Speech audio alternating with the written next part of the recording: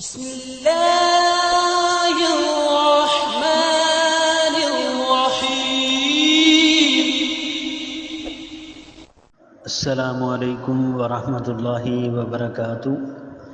ان الحمد للہ والصلاة والسلام علی رسول اللہ اما بعد.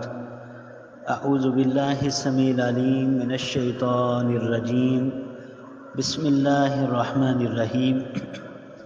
زیوکار معزز سامعین و سامعات، الحمدللہ اللہ کے فضل و احسان سے ہم نے ترجمہ تفسیر کا آغاز کیا اور ہمارے سورۃ البقرہ کے 24 رکوع ہو چکے ہیں الحمدللہ.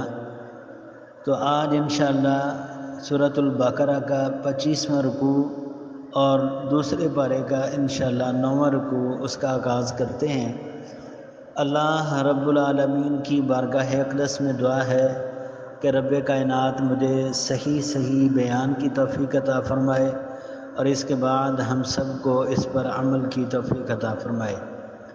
تو سورۃ البقرہ کا 25واں رکوع جو ہے، اس کے اندر اللہ تبارک و تعالی نے حج کے کچھ احکام و مسائل ذکر کیے گئے ہیں.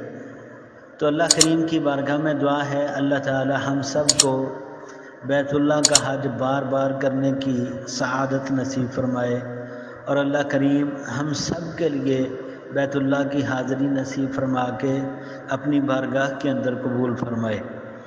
اللہ تبارک و تعالی نے فرمایا الحج اشہر معلومات، حج کا وقت، حج کے مہینے چند مہینے ہیں معلومات جو مقرر ہیں. حج کے مہینے، حج کا وقت، الحج اشہر معلومات، حج کے چند مہینے معلومات مقرر ہیں، معلوم ہیں. فمن فرض، چنانچہ جس نے فرض کر لیا فیہن ان میں الحج حج، جس نے ان مہینوں میں اپنے اوپر حج فرض کر لیا یعنی نیت کر لی، ارادہ کر لیا، فلا رفث، تو وہ شہوت کی باتیں کرنا چھوڑ دے. یعنی جس طرح عام حالات میں انسان فحش گوئی کر لیتا ہے، اسی طرح یعنی کہ بڑی بیہودہ گفتگو بندہ بعض دفعہ کر جاتا ہے. تو جو بندہ حج کرنے کا ارادہ رکھتا ہے نا، تو یہ بڑی عظیم عبادت ہے، بہت اعلیٰ عبادت ہے.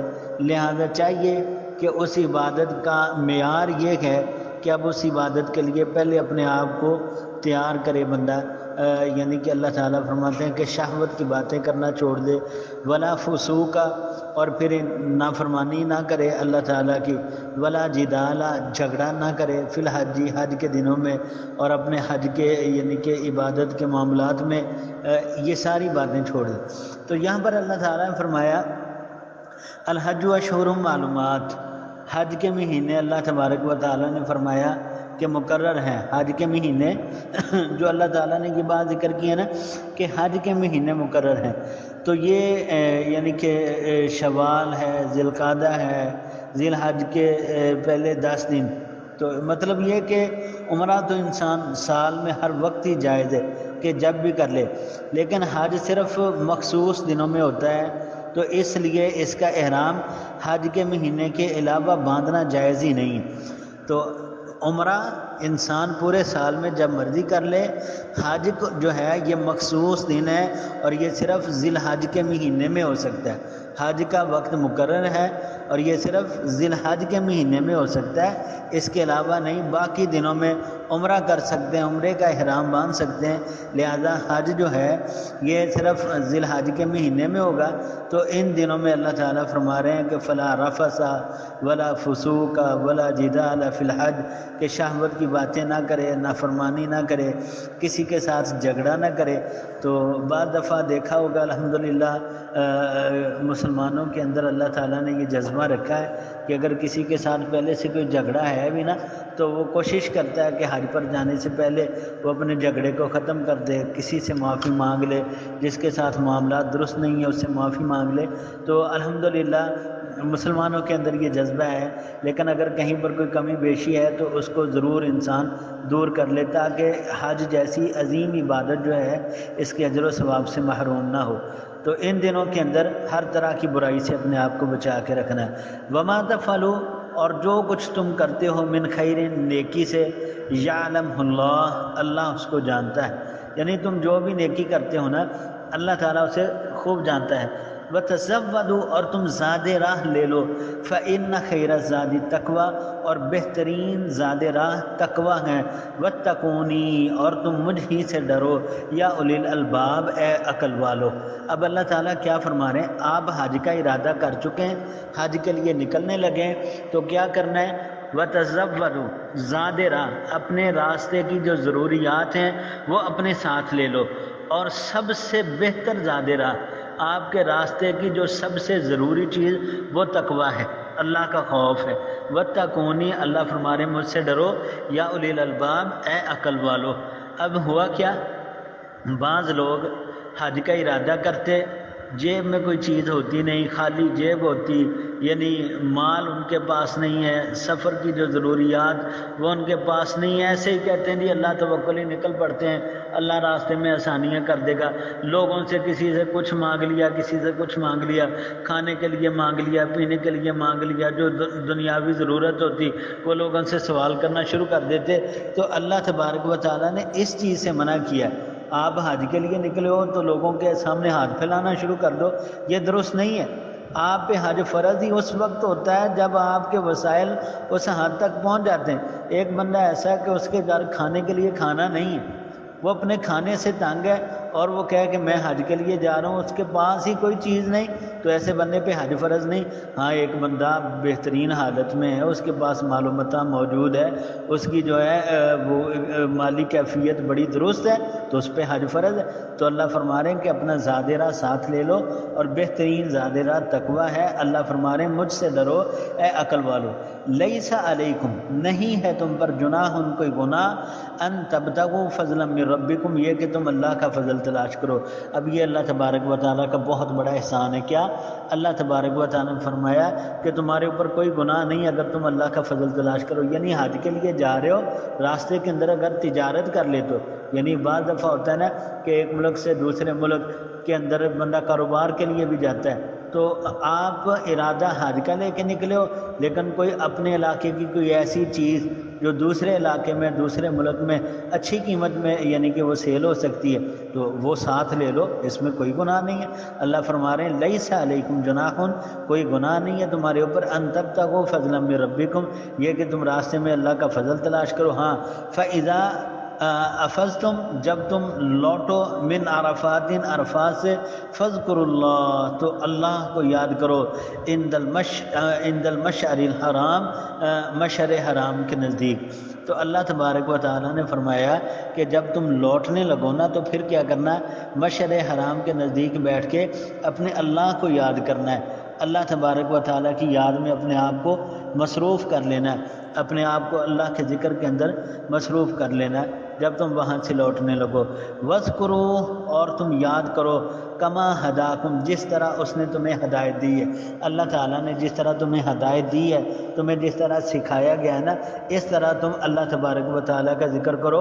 وَإِن كُنتُمْ اور تحقیق تم تھے من قبل ہی اس سے پہلے لَمِنَ الضَّالِّينَ البتہ گمراہوں میں سے۔ یہ مکہ کے وہ لوگ جن کے بارے میں اللہ تعالیٰ نے قرآن پاک نازل فرمایا نا، یعنی وہ لوگ جو الحمدللہ کلمہ طیبہ پڑھ کے مسلمان ہوئے، تو مسلمان ہونے سے پہلے کیا تھے؟ پہلے جہالت کی زندگی بسر کر رہے تھے نا سارے، تو اللہ نے ہدایت دی ہے۔ اللہ فرما رہے کہ جس طرح میں نے تمہیں ہدایت دی ہے نا، اب تمہارا کام یہ ہے کہ تم اللہ کا ذکر کرو، اس سے پہلے تو تم گمراہوں کے اندر ہی تھے۔ اب جو بندہ اللہ کے بتائے گئے طریقے کے مطابق، اللہ کے حکم کے مطابق جو کوئی انسان حج کر لیتا ہے، تو اس کے بارے میں پیارے نبی علیہ الصلوۃ والسلام کا ایک فرمان آتا ہے صحیح بخاری کے اندر، نبی کائنات علیہ الصلوۃ والسلام نے فرمایا کہ جو بندہ حج کرے، یعنی جس شخص نے حج کیا اور شہوانی باتوں سے، فسق و فجور سے بچا، وہ گناہوں سے اس طرح پاک ہو جاتا ہے جیسے اس دن پاک تھا جب اس کی ماں نے اسے جنا تھا۔ اللہ اکبر اللہ۔ حج کا بدلہ اللہ کے ہاں کیا ہے؟ کہ اللہ گناہوں سے اس طرح پاک کر دیتا ہے جس طرح گناہوں سے بندہ اس دن پاک تھا جس دن وہ پیدا ہوا. جس دن انسان دنیا کے اندر آیا، پیدا ہوا، ماں کے پیٹ سے اللہ تبارک و تعالیٰ نے اسے دنیا کے اندر جس دن بھیجا تو اس دن انسان کے نامہ اعمال کے اندر ایک بھی گناہ نہیں تھا. اس کا رجسٹر سارے کا سارا صاف تھا. اب پھر آہستہ آہستہ آہستہ آہستہ انسان خطائیں کرتا گیا، گناہ کرتا گیا، پھر اس کے رجسٹر کے اندر اس کے کھاتے کے اندر برائیاں لکھی جاتی رہیں. بالآخر اس کے برائیوں کے بڑے بڑے رجسٹر بن گئے. اللہ محفوظ فرمائے ہم سب کو. لیکن حج ایک ایسی عبادت ہے کہ اس کے ذریعے سے اللہ تمہاری زندگی کے سارے گناہ معاف کر دیتے ہیں. اللہ اکبر، اللہ اتنی عظیم عبادت ہے. ثم پھر اللہ تعالیٰ فرما رہے ہیں ثم پھر افیضوا تم لوٹو من حیث افاض الناس، جہاں سے سب لوگ لوٹتے ہیں، جہاں سے باقی سب لوگ لوٹیں. ثم افیضوا من حیث افاض الناس، اللہ فرما رہے ہیں پھر تم لوٹو جہاں سے باقی سارے لوگ لوٹتے ہیں. آگے اللہ تعالیٰ نے فرمایا واستغفر اللہ، اور اللہ سے معافی مانگو. ان اللہ غفور الرحیم، بے شک اللہ تبارک و تعالیٰ بڑے غفور الرحیم ہے. تو اس آیت کریمہ کے اندر جو ترتیب کے مطابق عرفات جانا اور وہاں وقوف کر کے واپس آنا، یہ ساری چیزیں ضروری ہیں. لیکن عرفات چونکہ حرم سے باہر ہے، اس لیے جو مکہ کے لوگ تھے، قریش مکہ تھے، یہ عرفات نہیں جاتے تھے بلکہ مزدلفہ سے ہی واپس آ جاتے تھے. چنانچہ اللہ تعالیٰ نے یہ حکم دیا، قریش مکہ کو یہ حکم دیا جا رہا ہے کہ جہاں سے سب لوگ لوٹ کر آتے ہیں نا، وہیں سے تم بھی لوٹ کر آؤ. یعنی عرفات سے سارے، یعنی یہ قریش مکہ عرفات نہیں جاتے بلکہ مزدلفہ سے ہی واپس آ جاتے. تو اللہ تعالیٰ نے فرمایا ثم افیضوا من حیث افاض الناس واستغفر اللہ. تمہارے لیے کوئی خاص اسپیشل طور پر نہیں ہے یہ انتظام.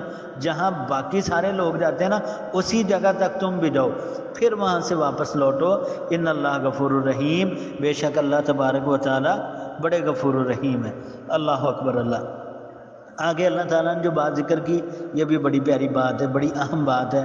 اللہ تبارک و تعالیٰ نے یہاں پر ذکر کیا ہے فَإِذَا قَضَيْتُمْ، پھر جب تم پورا کر چکو مناسککم، اپنے حج کے احکام، جب تم حج کے احکام کو پورا کر چکو فاذکروا اللہ، تو اللہ کو یاد کرو، اللہ کا ذکر کرو، خوب اللہ کا ذکر کرو.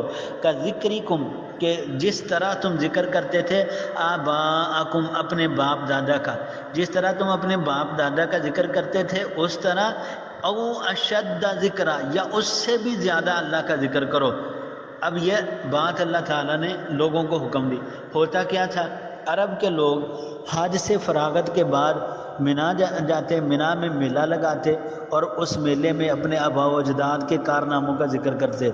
تو جب جو وہ لوگ تھے مکہ کے لوگ اپنے آباء و اجداد کا، عرب کے لوگ اپنے آباء و اجداد کا منا پہنچ کر ذکر کیا کرتے تھے، ان کی تعریف کیا کرتے تھے، ان کے کارناموں کا ذکر کیا کرتے. تو اب یہ بات اللہ تعالیٰ نے مسلمانوں کو سکھائی. مسلمانوں کو کہا جا رہا ہے کہ جب تم 10 ذی الحج کو کنکریاں مارنے، قربانی کرنے سے سر منڈوا کر، یعنی طواف کعبہ اور سعی وغیرہ کر کے صفا مروہ سے فارغ ہو جاؤ، تو اس کے بعد 3 دن منا میں قیام کرنا ہے. تو وہاں خوب اللہ کا ذکر کرو، جیسے جاہلیت میں تم اپنے آباء کا تذکرہ کیا کرتے تھے. بلکہ اللہ تعالیٰ فرماتے ہیں اس طرح نہیں، اس سے بھی زیادہ یعنی کہ شدت کے ساتھ آپ نے اللہ تبارک و تعالیٰ کا ذکر کرنا ہے، اللہ کی یاد کے اندر اپنے آپ کو مصروف رکھنا ہے.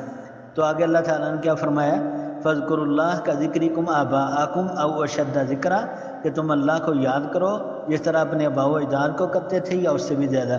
فَمِنَ النَّاسِ، پس کچھ لوگ، مَن یقول، وہ ہیں جو کہتے ہیں ربنا آتنا فی الدنیا، کچھ لوگ ایسے ہیں جو کہتے ہیں اے اللہ دے ہمیں تو دنیا.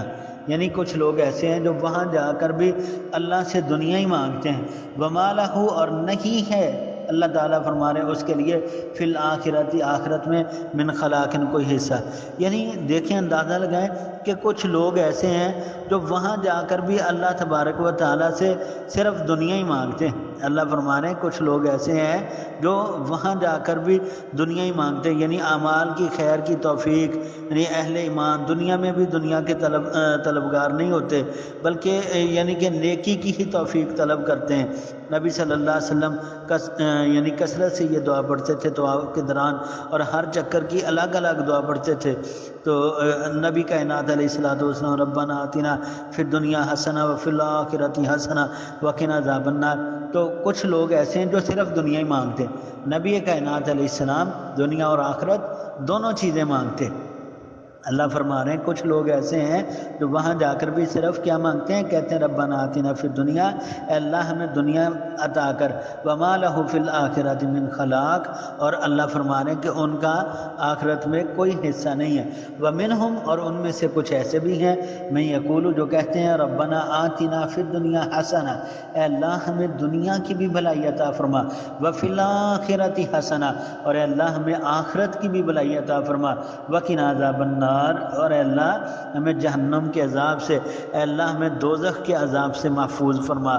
تو نبی کائنات علیہ الصلوۃ والسلام خود یہ دعا پڑھا کرتے تھے، اللہ کے رسول صلی اللہ علیہ وسلم ہر چکر میں، اور نبی کائنات علیہ الصلوۃ والسلام کی تعلیمات سے، سنت سے، اپنا رکن یمانی اور حجر اسود کے درمیان یہ پڑھنا مسنون ہے۔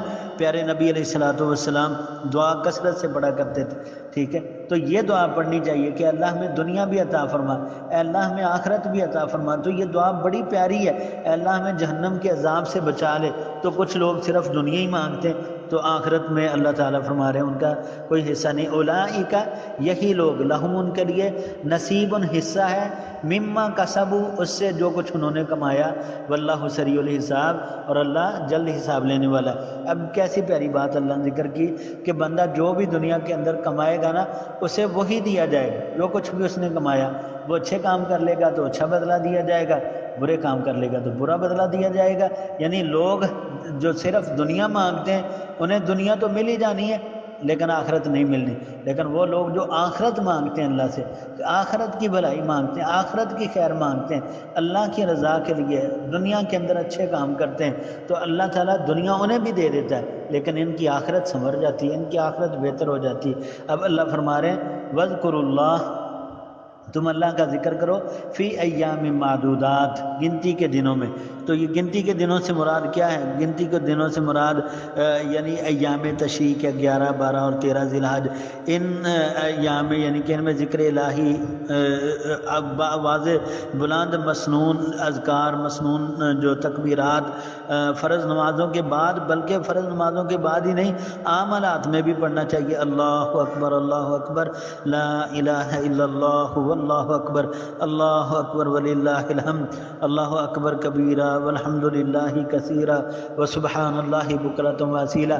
یہ حج کے بعد جو حاجی حج کے لیے جاتے ہیں وہ بھی، اور جو لوگ یہاں پر یعنی کہ عرب کے علاوہ باقی دوسرے تیسرے ممالک میں رہتے ہیں، اور جس طرح ہماری طرح لوگ پاکستانی ہیں الحمدللہ، تو پاکستان کے اندر آپ موجود ہیں، تو آپ بھی ایام تشریق میں 11، 12، 13 تاریخیں جو ہیں ذی الحج کی، ان دنوں میں بلند آواز سے آپ تکبیرات پڑھیں۔ اللہ فرما رہے ہیں وَاذْكُرُوا اللَّهَ، اور تم اللہ کو یاد کرو، اللہ کا ذکر کرو، فی ایام معدودات، گنتی کے دنوں میں۔ فمن تعجل، پھر جس نے جلدی کی، فی یومین، 2 دنوں میں، فلا اسم علیہ، تو کوئی گناہ نہیں ہے اس پر۔ ومن تاخر، اور جس نے تاخیر کی، فلا اسم علیہ، تو اس پر بھی کوئی گناہ نہیں۔ اب اللہ تبارک و تعالیٰ نے یہاں پر رخصت دی ہے، یعنی اگر کوئی جلدی کر لے گا، 3 کی بجائے 2 دن کر لیتا ہے، یا یعنی 1 دن آگے کر لیتا ہے، تو اس پر کوئی گناہ نہیں ہے۔ اللہ تعالیٰ نے فرمایا ایسے بندے پر کوئی گناہ نہیں ہوگا، فلا اسم علیہ، انشاءاللہ اس کے اوپر کوئی گناہ نہیں ہے۔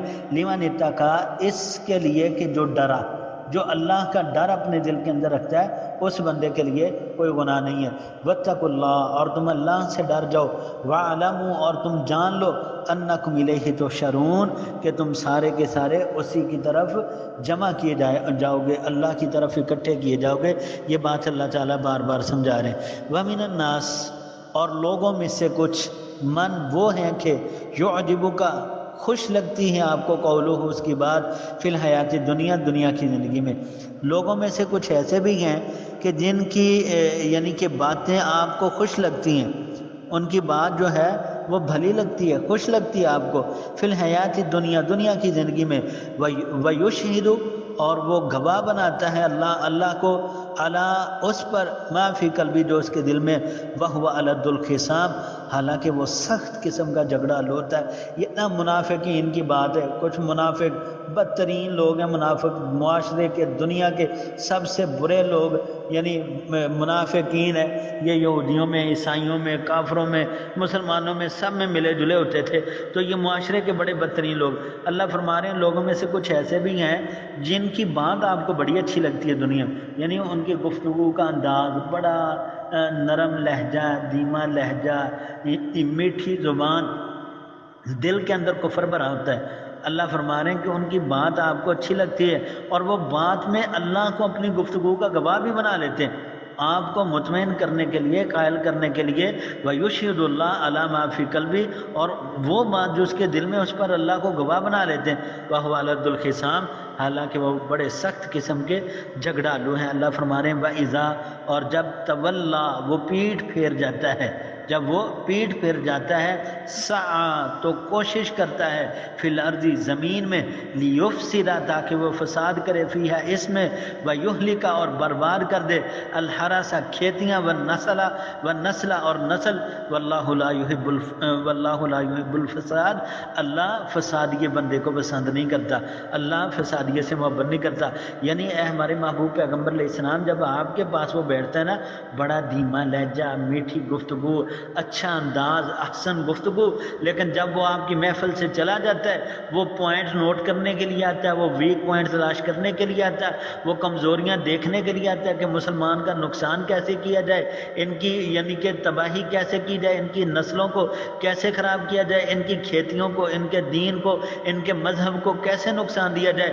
جب وہ ساری باتیں سن لیتا ہے، پھر چلا جاتا ہے، سعی فی الارض، پھر وہ زمین کے اندر چلتا پھرتا کوشش کرتا ہے، لیفسد فیہا، تاکہ وہ کہیں نہ کہیں فساد پھیلا دے، ویہلک الحرث، اور وہ کھیتی کو برباد کر دے، والنسل، اور نسل کو، واللہ لا یحب الفساد، اور اللہ ایسے فسادی بندے سے محبت نہیں فرماتے۔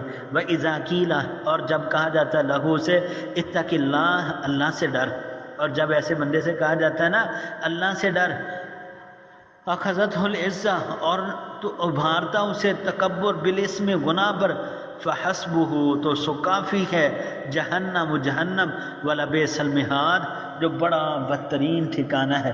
اللہ تعالیٰ اس بندے کے بارے میں فرماتے ہیں کہ جب اسے سمجھایا جائے نا، جب اسے نصیحت کی جائے، جب اسے کہا جائے کہ تو اللہ سے ڈر جا، تو زمین کے اندر فساد چھوڑ دے، زمین کے اندر تو یہ ساری یعنی کہ جب اسے یہ ساری چیزیں سمجھائی جاتی ہیں نا کہ اللہ سے ڈر، تکبر اور تعصب سے گناہ پر اور زیادہ پھر آمادہ کر دیتا ہے، تو ایسے بندے کے لیے اللہ تعالیٰ فرما رہے ہیں کہ ایسے بندے کے لیے جہنم ہی کافی ہے، فحسبہ جہنم، بس اس کا ٹھکانہ جہنم ہے۔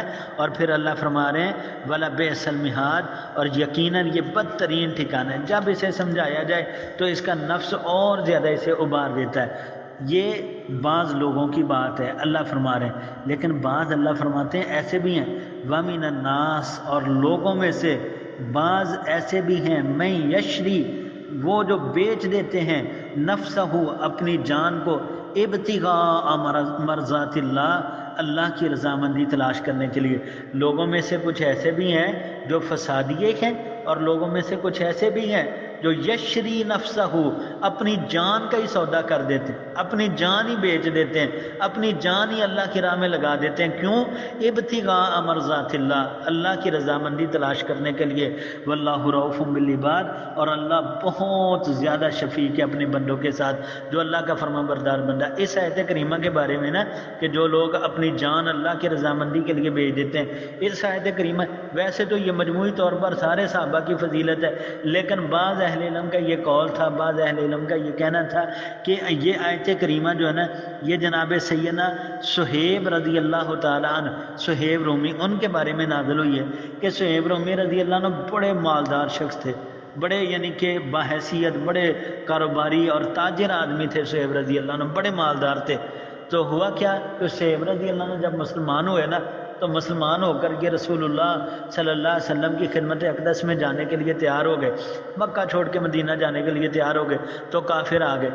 کافر کہنے لگے صہیب، یہ مال تو نے ہمارے ساتھ رہ کے کمایا، یہ مال تو ہمارے شہر میں، ہمارے ملک میں رہ کے کمایا، اور اب یہ مال لے کے رسول اللہ کے پاس جانے لگے ہو۔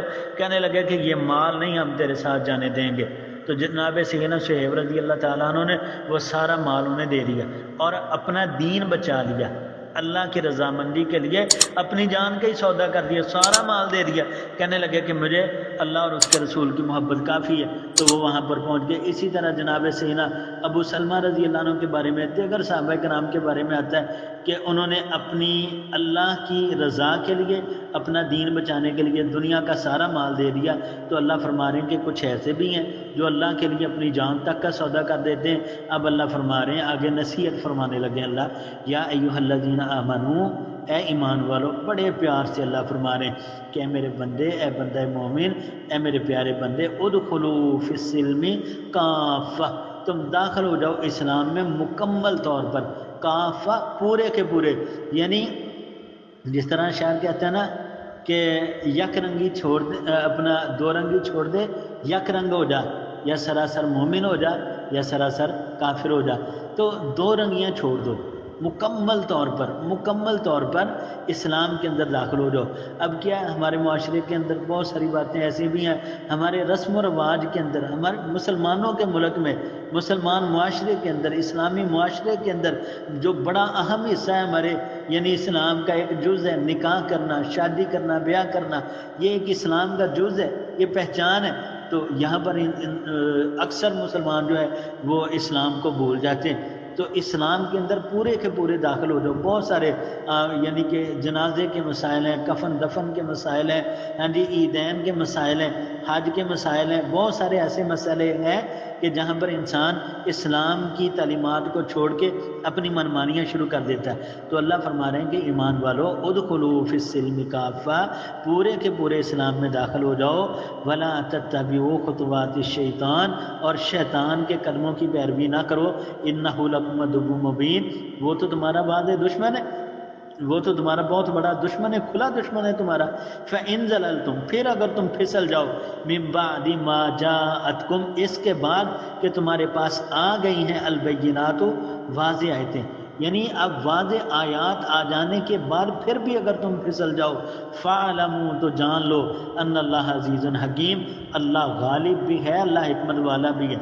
اللہ غالب یہ ہے کہ آیات کے آ جانے کے بعد تم پھر پھسل گئے تو اللہ غالب ہے کہ تمہیں پکڑ کے اللہ جہنم کے اندر گرا سکتا ہے، اور حکیم حکمت یہ ہے کہ اگر اللہ تمہیں پکڑتا نہیں نا تو اس میں اللہ کی حکمت ہے کہ اس نے تمہاری رسی کو ذرا ڈھیلا چھوڑا ہوا ہے۔ آگے اللہ فرما رہے ہیں، حل ینظرون، نہیں وہ انتظار کرتے، الا مگر ان یاتیہم اللہ، کہ آئے ان کے پاس اللہ، فی ظلال، سایوں میں، من الغمام، بادلوں کے، والملائکۃ، اور فرشتے بھی، وقضی الامر، اور چکا دیا جائے معاملہ، وإلی اللہ ترجع الامور، اور اللہ کی طرف لوٹائے جاتے ہیں سب کے سب کام۔ تو یہاں پر الحمدللہ ہمارے 25 رکوع ہو گئے۔ اللہ ہمیں عمل کی توفیق عطا فرمائے، اللہ ہماری زندگی کے اندر قرآن کو ہمارے دنیا اور آخرت میں باعث سکون بنائے، آمین۔ آخر دعوانا ان الحمدللہ رب العالمین۔